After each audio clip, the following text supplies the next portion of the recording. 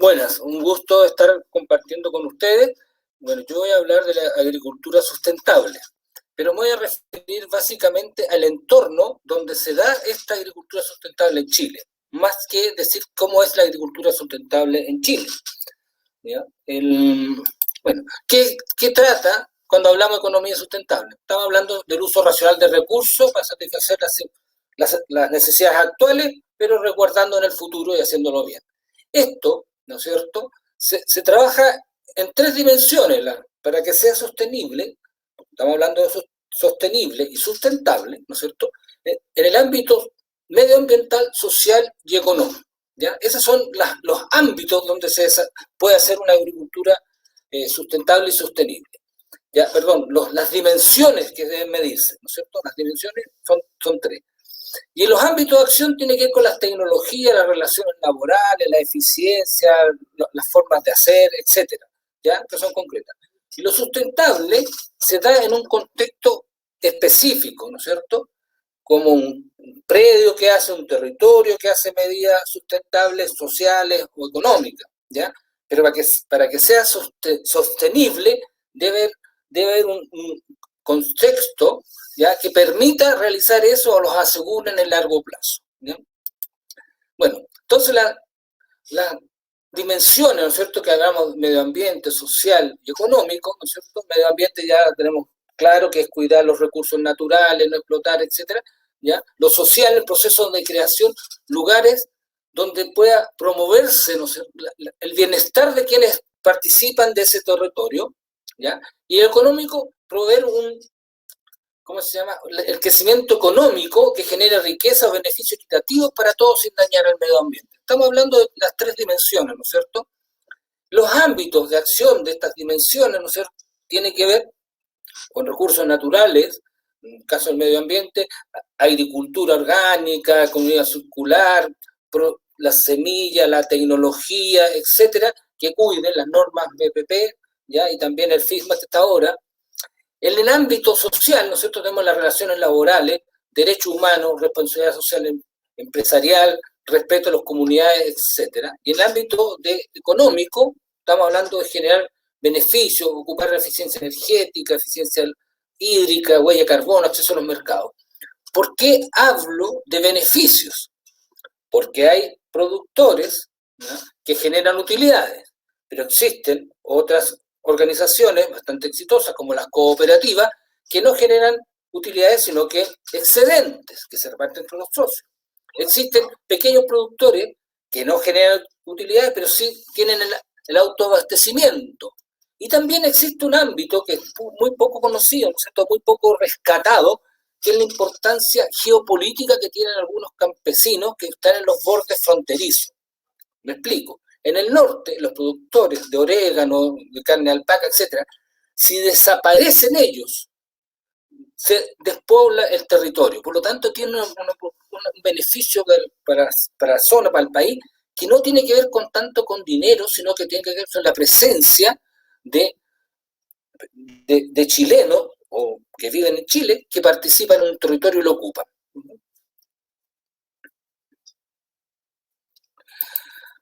Bueno, después, la sustentabilidad, ¿no es cierto?, dijimos cuando ocurren acciones sustentables que sean en entorno normativo que permita, obliguen, ¿no es cierto?, los recursos, ¿no es cierto?, financieros, tecnología, investigación, ¿ya?, y un entorno de cambio climático con un entorno sociopolítico, ¿ya? O sea, estamos hablando que sea una cosa sostenible en el tiempo, ¿ya?, que se cuide el medio ambiente, existe un medio económico y social, ¿ya?, cuando se juntan eso y se dan, ¿no es cierto?, las condiciones de entorno, en términos de recursos, cambio climático, normativo y sociopolítico, este proceso de la agricultura se vuelve sostenible.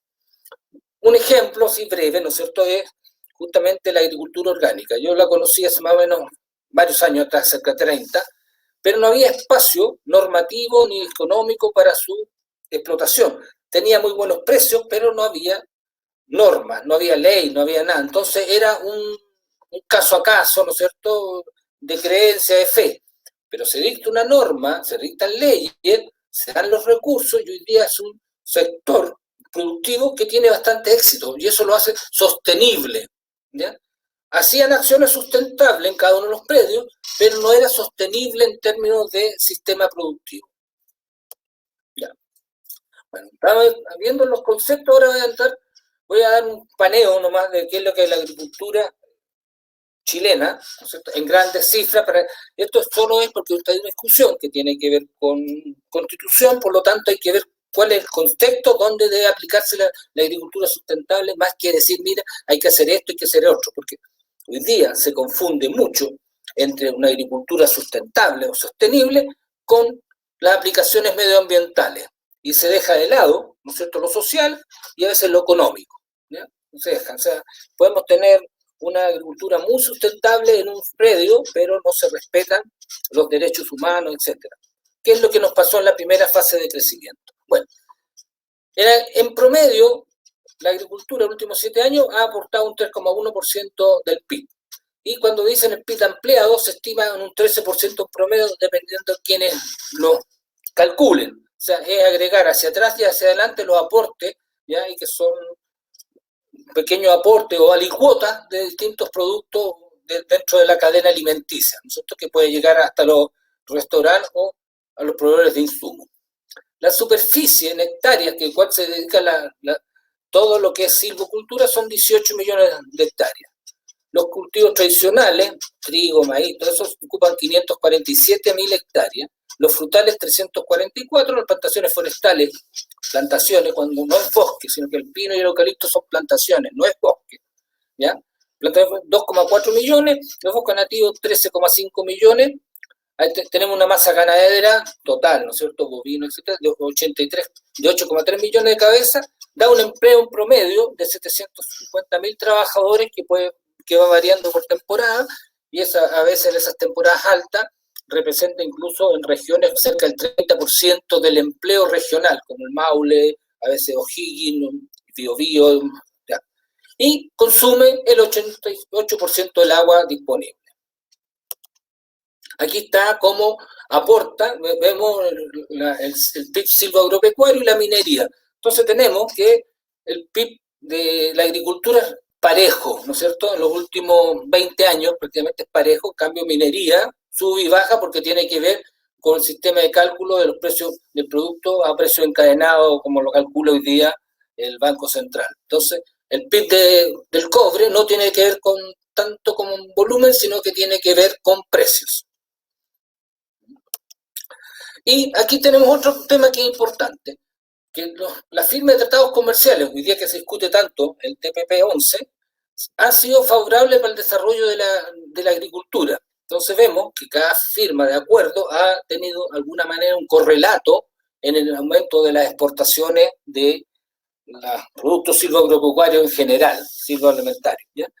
Y esto es muy importante porque se han sido acuerdos que si bien cierto no son los mejores acuerdos, pero sí han permitido que un sector como que no, distinto al cobre, se beneficie exportando. Que es ahora que el TPP no tiene esa garantía en definitiva, porque nos va sobre todo lo que tiene que decir o dice relación con lo que es la soberanía de jurisdicción, ¿ya? Pero sí ha tenido un tema de los tratados de libre comercio, han tenido un efecto favorable en el desarrollo de la agricultura, y es por eso que tenemos cuando se declara el año 2006 Chile Potencia Alimentaria, ¿ya?, que es una consigna que guía a través tiene una visión que permite que de alguna manera la agricultura crezca.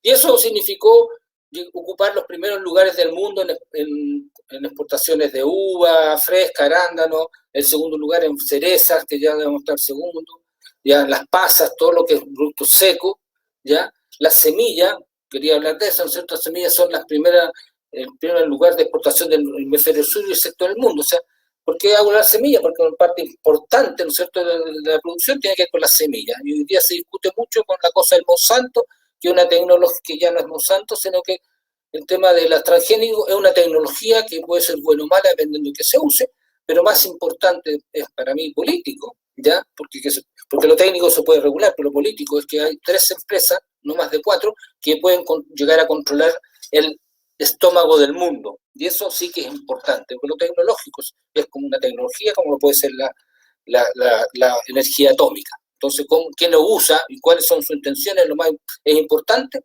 ¿ya? Pero más importante es que pueden llegar a dominarlo. Algunos datos comparativos. Ya vimos, ¿no es cierto?, que como vemos la superficie, por ejemplo, de trigo versus Argentina. Tenemos 205 hectáreas, 1000 hectáreas, y Argentina tiene 3.800.000, Brasil 2.300.000, Paraguay 500.000, Uruguay 500.000, y así varias cifras donde nosotros no tenemos un peso versus Argentina, ¿no es cierto? Si tenemos 3 millones de cabezas de ganado bovino, Argentina 53 millones, Brasil 215 millones, Paraguay casi 14 millones, Uruguay 12 millones, entonces tenemos una tierra muy chica, tenemos un espacio muy chico, pero frente a todos algunos aliados del Mercosur. Y aquí tenemos, ahora entramos de lleno a empezar a hacer un zoom.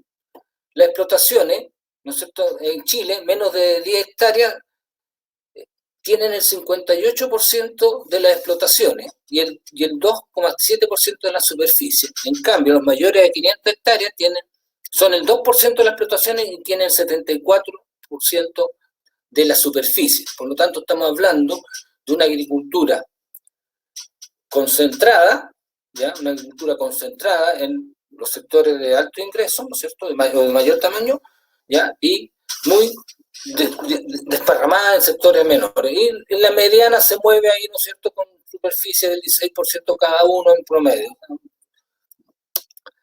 Y aquí es un dato que tenemos que ver del ámbito social, ¿no es cierto? Estamos viendo que el número de explotaciones por rango de edad, de acuerdo al censo, si ponemos aquí las personas que el 2007 tenían 61 años y más, ¿ya? Muchos ya están fuera del trabajo o lamentablemente han muerto. Entonces es un tema real y se recarga muy poco desde los jóvenes. Entonces es una agricultura que se está envejeciendo desde el punto de vista individual, ¿no es cierto?, ¿ya? Y que está traspasando a aquellos concentradores. Entonces es un tema social, ¿ya?, que hay que tenerlo presente cuando tengamos políticas de agricultura sustentable. Y entramos en el sector de empleo. Vaya preocupación, ¿ya? Este es el empleo, número ocupado, población, etcétera, ¿ya?, que bajó, ¿no es cierto?, de alguna manera a lo que era lo histórico, porque antes esta cifra recordaba los 700, pero con la pandemia, 700, 800.000, pero con la pandemia, ¿no es cierto?, hoy día es bajo, ¿ya? Pero más que esto, que no quedó la diversibilidad de esto, hay un empleo temporal de 44% y permanente 56%, pero hay empleo informal en el sector que es cerca del 38% o más, ¿ya? De estos 508.000 ocupados, hay 162.000 empleos informales. Entonces, cuando hablamos de sustentabilidad, tenemos el ámbito social, el empleo informal es muy importante dentro de la agricultura. Hoy día el INE juntó la agricultura con la pesca. En realidad hace un par de años que funciona así, pero básicamente todo el empleo regional es agricultura. El agua. No voy a entrar mucho en el agua desde el punto de vista de detalle, etcétera, porque en la sequía en Chile es la brecha más profunda, ¿ya? Porque las comunas carentes de agua son las que tienen mayor inequidad social, ¿ya? Entonces no es un tema solo del marco normativo, de cambiar o no cambiar, porque de alguna manera tenemos problemas de gobernanza, derecho entregado, investigación, y fundamentalmente podemos tener buen marco normativo, pero si no tenemos agua, no hay derechos que repartir, no hay cosas que discutir. Entonces, aquí un tema de la investigación y el desarrollo hacia generar agua, ¿ya?, es más importante o tan importante como el marco normativo. Entonces aquí hay que ponerse a la investigación. Tenemos el cambio climático, como lo señalamos. Entonces, si no nos preocupamos por el agua, como no solo la que hay actual, sino que la que deberíamos tener a futuro, el tema, cualquier cultivo se empieza a hacer insostenible, porque es un recurso básico. Tenemos que poner los primeros sistemas de gobernanza, mejor normativa, ¿ya? Pero si no hay agua, o si no generamos agua, todo es letra muerta. Entonces, el problema es que aquí no hay recursos para investigación, para desarrollar nuevas fuentes de agua o recuperar agua, infiltrar. O sea, hay tantas formas nuevas de poder generar el agua o poder hacer disponible el agua existente. Ahora vamos a entrar a los cultivos anuales, ya hemos entrado en la parte productiva. Aquí, los cereales, tenemos una tendencia a ir a la baja, ¿no es cierto? En los últimos 8 años, el trigo de 253 bajó a 205. Entonces bajó 48.000 hectáreas. Y aquí están los rendimientos, 6 toneladas por hectárea. El maíz consumo, que es el distinto de semilla, ¿no es cierto?, bajó de 106 a 54.000 hectáreas. Aquí juega un rol importante lo que era la semilla, pero más que nada el maíz tiene su gran producción en la sexta región, que está con problemas de sequía. Y el rendimiento va al 10,3. El arroz de 21 subió a 26. ¿Ya? Y ha ido mejorando el arroz porque se está aplicando mucha tecnología. Poroto, tenemos de 11.000 hectáreas, llegamos a 7.100, ¿no es cierto?, con rendimiento de 1,3 hectáreas. Lentejas de 1.100, hoy día estamos menos, ¿no es cierto?, en 125. Aquí, estos son 121, perdón. Aquí se me movió una cifra. Las papas también han crecido. Los industriales, estamos hablando de la remolacha, que ha cambiado bastante. Pero aquí están los promedios.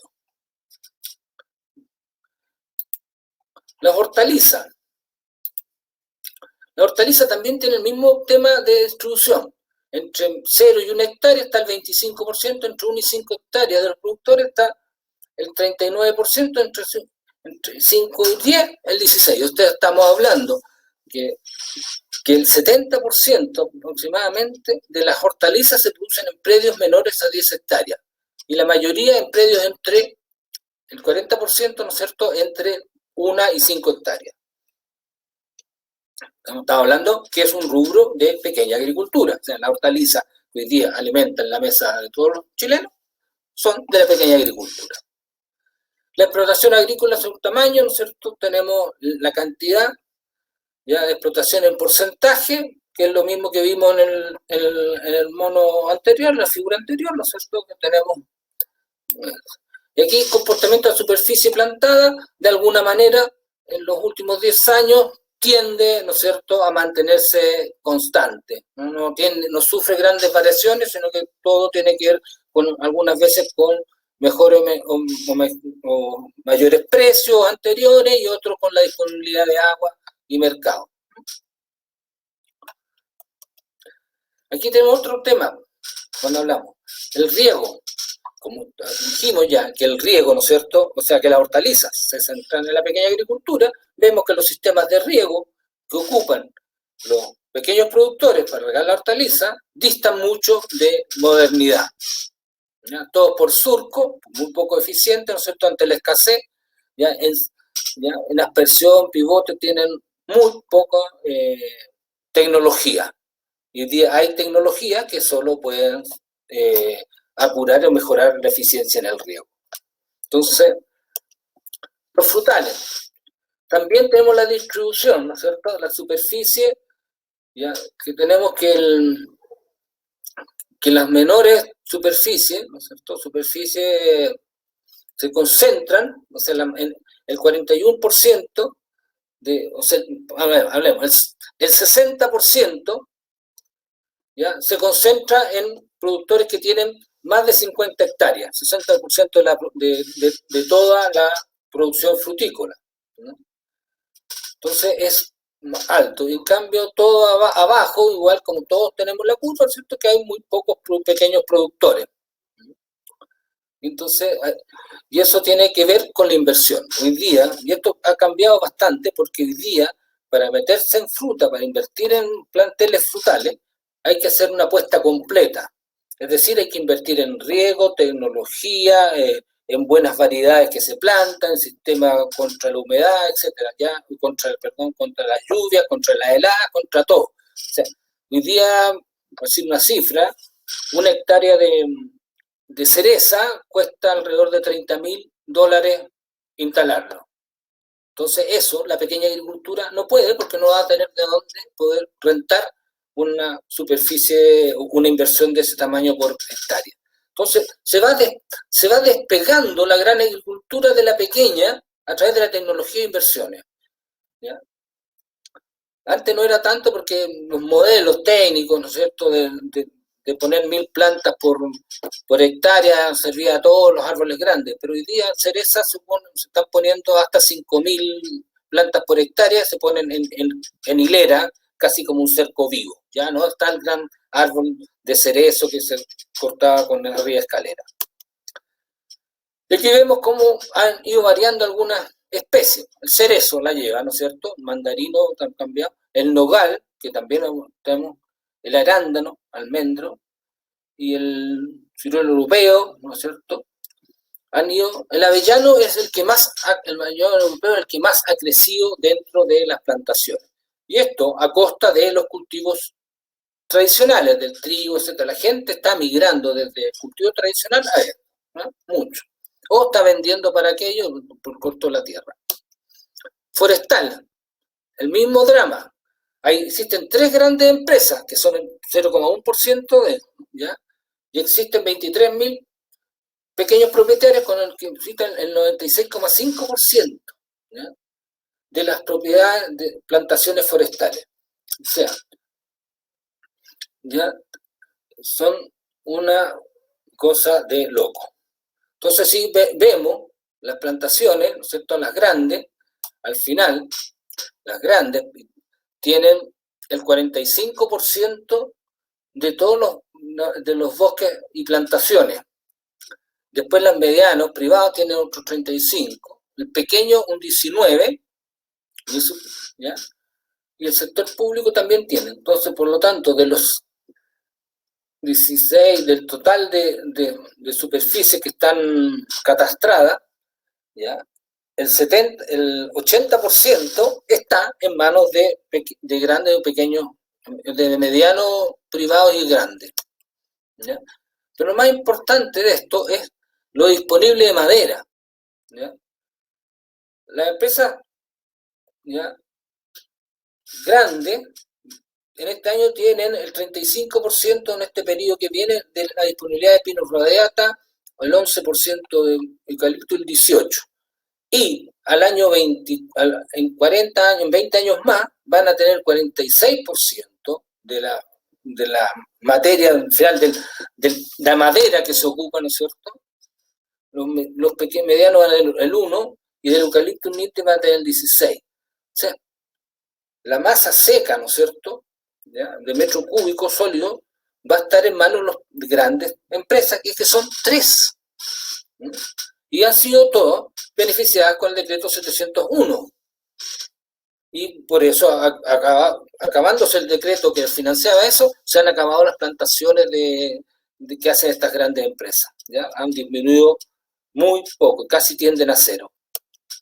La ganadería, el número de cabeza bovino, ¿no es cierto? Ahí llegamos al total de los predios, son 129 predios, ¿no es cierto?, del cual el 2%, el 2% del total de los predios tiene entre 300 y más cabezas de ganado bovino. Pero si entramos un poquito más en zoom, vamos a ver que la edad de la gente que cría bovino, ¿ya?, tiene, estamos hablando del 40, casi el 70% es mayor de 60 años. Y muy pocos jóvenes. Después vamos los caprinos, la misma historia, o sea, tenemos que el 60 y tantos por ciento son mayores de 60.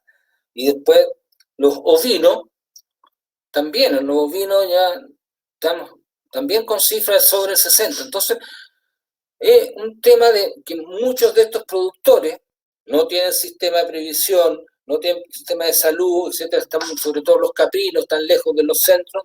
Entonces, cuando queremos hablar de sustentabilidad, tenemos que ver que existe una realidad de mucha precariedad para los sectores bajos, pequeños productores, ¿ya?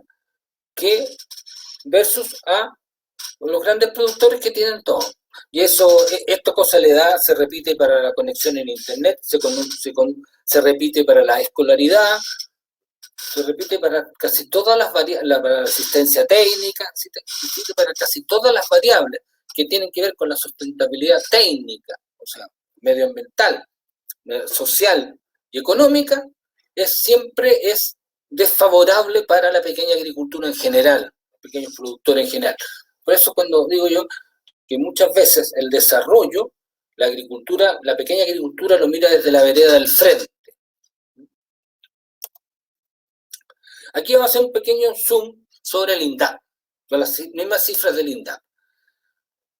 ¿No es cierto? Vimos que la hortaliza era lo más importante dentro de la agricultura familiar. Y eso aquí se ve, ¿no es cierto? Esto es información de INDAP. Frutales mayores, como hablamos grandes, tienen muy poco. Flor y follaje más. Apícolas son importantes. Bovinos poco, cereales poco, ¿ya? Frutales menores y hortalizas. Nosotros nos estamos moviendo con el 25% de los que tienen asistencia técnica de INDAP, asistencia técnica, productores de asistencia técnica que producen hortalizas. Y si nos vamos al PRODESAL, que es la parte cuasi social, ¿no es cierto?, del trabajo de INDAP, ¿ya? Tenemos que el subsistema agrícola tiene cerca del 25%. ¿Y qué estamos hablando? Un eufemismo para decir el autoconsumo, que las gallinas para los huevos, la chacra, etc. Entonces es un tema que es casi un eufemismo. Esto es el autoconsumo que yo les mencioné.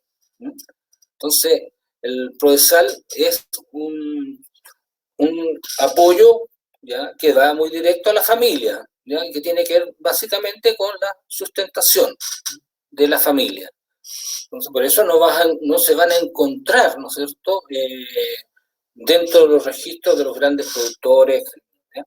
También tienen la sustentabilidad y su sistema, y vamos viendo que no aparecen los rubros exitosos, ¿no es cierto?, que vimos en un principio. Entonces, y aquí tenemos la población de usuarios. ¿Sí? Entonces vemos cómo desde el 2010, que venían 116 usuarios con programas regulares, ¿ya? Aquí se pega un salto, ¡pum!, empiezan los PRODESALes, muy fuertes, venían acá, empieza fuerte. El rojo son emergencias, pero miramos que desde el 2011 prácticamente la curva de usuarios del INDAP se mantiene constante. Y eso, la mitad más o menos de los 158 que dice tener, 164, ¿no es cierto?, de los usuarios regulares, ¿no?, más emergencia, ¿no?, se ha mantenido a través de 10 años. Y además, ellos mismos declaran que el número de explotaciones de agricultura familiar son 262 y ellos atienden a 164, o sea, el 63%. Y aquí estamos hablando también del PRODESAL, que estamos hablando del autoconsumo, que no están dentro de la producción, un poco más allá de ir a los mercados. Y se mantienen regulares, para decirlo así, son casi los mismos beneficiarios históricos al cual le entregan crédito y asistencia técnica, no se mueven de ahí. Y eso ha permitido que hoy día con la pandemia muchos de los ejecutivos del INDAP entreguen los créditos a través de internet o asignen los cupos de asistencia técnica a través de internet, sin ir a terreno, porque estamos hablando de usuarios una masa que es permanente y también tiene su razón de ser. Muchas de las instituciones, a través de los incentivos de bonos de incentivos, se han convertido en cumplidores de meta más que de misión. Es decir, me interesa cumplir las metas más que cumplir mi misión. Entonces me aseguro en aquellos que me van a pagar, que los conozco, etcétera. Entonces un tema que también requiere de alguna manera, cuando queremos hacer una pública de sustentabilidad, si queremos mayor cobertura, etcétera, tenemos que revisar el sistema de meta, ¿ya? De que se tienen las instituciones de tal manera que puedan cumplir, junto a cumplir las metas, cumplan su misión y puedan dar cuenta de cualquier política que se pueda implementar. Y aquí está el perfil. 45 mujeres, 82 son jóvenes menores, el 8,2 menores de 35 años. O sea, no están ingresando nuevos, menores de 35. 39-40% del pueblo originario y la edad promedio es 55. ¿Ya? ¿Qué estamos hablando? Está hablando que estamos agarrando a los de menores de edad, con las alturas, y nos vamos a los 55 años. Pero este promedio, si lo hubiéramos por mediana, estaríamos más cerca de los 60, de 65, que lo que es el promedio. Y aquí están los usuarios, de lo que dice por regiones, lo que dijimos que atiende al 63%. Y aquí viene otra discusión, que es importante. Seguridad alimentaria versus soberanía alimentaria. La seguridad alimentaria es decir, mira, el Estado debe asegurar el alimento a la población. Y la soberanía alimentaria dice relación con que esa seguridad debe ser a partir de la autoproducción, la producción autócrata. Entonces, comparamos la importación de los principales alimentos, ¿ya? En toneladas del año 2000, hasta diciembre. En trigo se importaron 1.150.000 toneladas, en maíz consumo 2.700.000, el arroz 198, y así sigue, ¿no es cierto?, hasta la azúcar, la harina de trigo. Comparamos estas cifras, ¿no es cierto?, que dijimos los rendimientos toneladas nacionales, ¿no? Aquí, tanto para el azúcar, se consideró el rendimiento por hectárea de remolacha cruda por la polarización del 17%, o sea, la cantidad de azúcar que produce cada tonelada de remolacha cruda, y la harina de trigo con una extracción del 75%, de una tonelada se saca el 75% en harina, de distintas formas. Entonces, si nosotros con estos rendimientos decíamos, mira, queremos suplir estas importaciones, deberíamos tener 191.000 hectáreas más de trigo, 270, etcétera, de maíz, etcétera, etcétera, de garbanzo 62, de lenteja 89.000 hectáreas. Necesitaríamos tener, a lo menos, casi 700.000 hectáreas adicionales, versus las 300.000 que tenemos hoy día, ¿no? Para estos cultivos, ¿no es cierto?, se requería tener 1 millón de hectáreas disponibles para suplir la importación de eso.